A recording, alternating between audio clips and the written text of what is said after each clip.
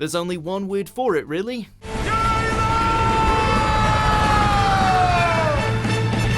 Welcome to Watch Mojo UK, and today we'll be counting down our picks for the top 10 moments of Matt Smith's reign as the 11th Doctor. The soul's made of stories, not atoms. Everything that ever happened to us, people we loved, people we lost. Before we begin, we publish new videos every day, so be sure to subscribe for more great content. For this list, we've gathered the best bits from Smith's time in the TARDIS, from rousing speeches to heartbreaking goodbyes. Brackety man! Goodbye! Number 10, meeting Amelia, the 11th hour. Can I have an apple? All I can think about. Following on from the 10th Doctor, Matt Smith's first episode had a lot to live up to, and boy did he deliver. The story sees 11 take on the Atraxi, before banishing them with a belting speech. Basically, run. But the most memorable scenes centre on the Doctor and Amy Pond, showing how, when, and where they first met. A fateful moment for Smith's incarnation, Amy's Raggedy Man seems quirkier and a little more childlike than those before him, with truly individual tastes. Good. Funny's good. What's your name? Amelia Pond. Oh, that's a brilliant name. Number 9, killing time, the power of 3. Team Cube, in it together.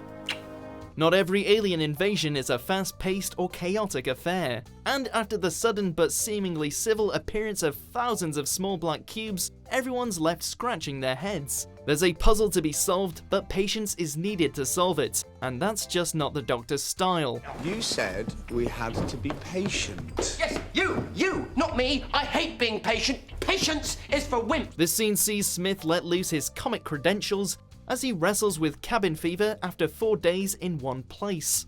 His cheeky, chirpy energy is exactly what sets him apart. How long was I gone? About an hour. Can't do it. Number 8, good things and bad things, Vincent and the Doctor. To a standout Matt Smith story and an adventure alongside one of history's most celebrated artists. Written by Richard Curtis, Vincent and the Doctor sees Van Gogh travel in the TARDIS, meeting the Doctor and Amy just weeks before his own suicide. You've turned out to be the first Doctor ever actually to make a difference to my life. I'm delighted. I won't ever forget you. But Amy's devastated when the events of this episode fail to prevent a tragic but fixed point in time. Cue the Doctor at his most insightful and articulate. Good things don't always soften the bad things, but vice versa. The bad things don't necessarily spoil the good things or make them unimportant. Smith's a funny fellow a lot of the time, making moments like this even more poignant.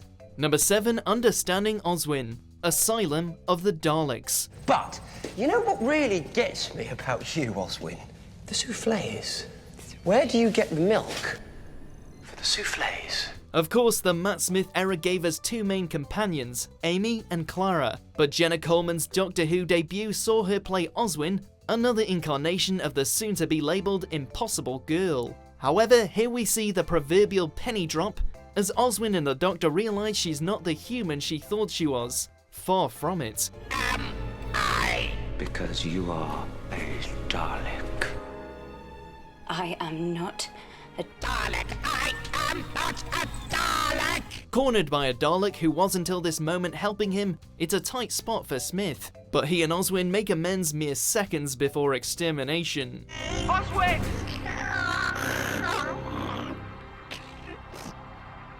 Number 6, meeting Idris, the Doctor's wife.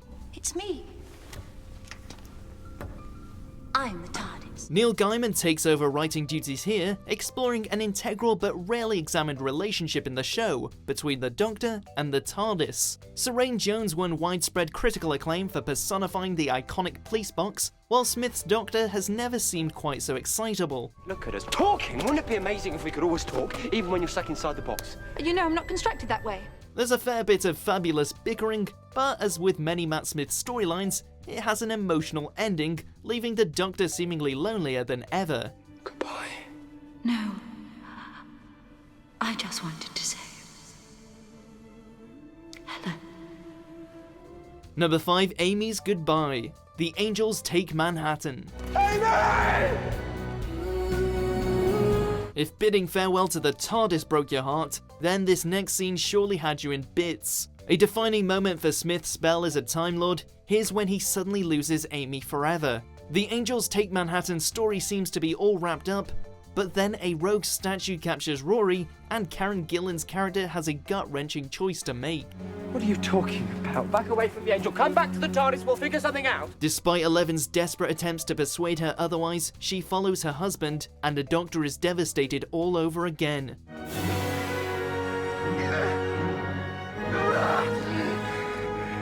Number 4, Showdown at Stonehenge. The Pandorica opens. You lot, you're all whizzing about. It's really very distracting. Could you all just stay still a minute because In fairness, this two-parter at the end of Series 5 is stacked with memorable moments, but here's where the action really gets started. We're at Stonehenge in ancient Roman Britain, and the Pandorica has brought a bunch of the Doctor's enemies to orbit the Earth, but Eleven's having none of it. do the smart thing! Let somebody else try first. With a steely and dramatic delivery, it's one well-timed mic drop away from being one of the most badass scenes in Who history. Come on, was Amy really gonna forget this guy? Hello, everyone! I'm Amy's imaginary friend. But I came anyway. Number 3, the Doctor dies. The impossible astronaut. It's not every day that even the Doctor seems none the wiser over what will happen next, but that's what we got here. You all need to stay back. Whatever happens now, you do not interfere. Season 6 begins and ends on Lake Silencio, and in this episode, the unthinkable happens. Matt Smith gets shot by an unknown assailant before his body is cremated on a burning boat.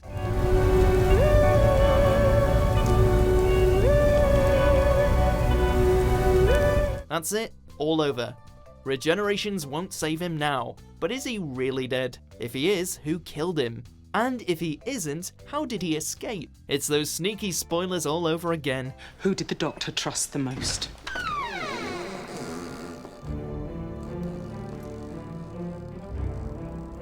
Number 2, breaking the rules. The time of the Doctor. Doctor, what are you going to do? I don't know. Talk very fast. Hope something good happens. Take the credit.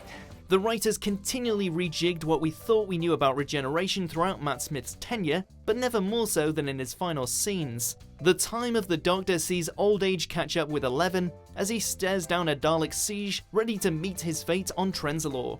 Well, you knock yourself out, boys. Got nothing this time. But Clara puts in a good word with the Time Lords, and Smith's left spinning his cane in victory. Of course, the rule breaking doesn't prevent his standard regeneration, but it does give him time to mount a majestic final address.